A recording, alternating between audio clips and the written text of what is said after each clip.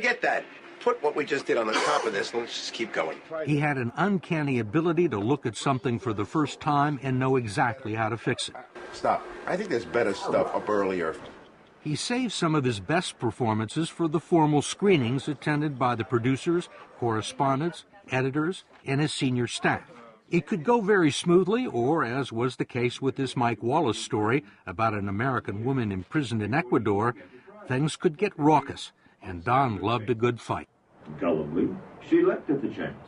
She didn't know that she was about to be duped into smuggling drugs back into the United States for him.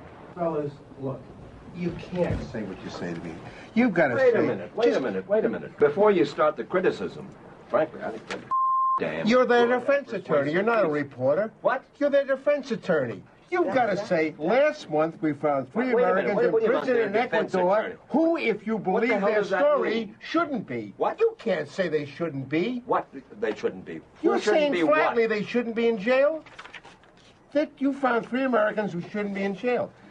Last month, we found 3 Americans... You're talking about the opening? Just listen. I'm talking about the piece. I'm talking about all the way through. Don's only real fear was being bored. His only real enemy, the remote control. He instinctively knew what an audience wanted and how to hold their attention, and he saw himself as their surrogate.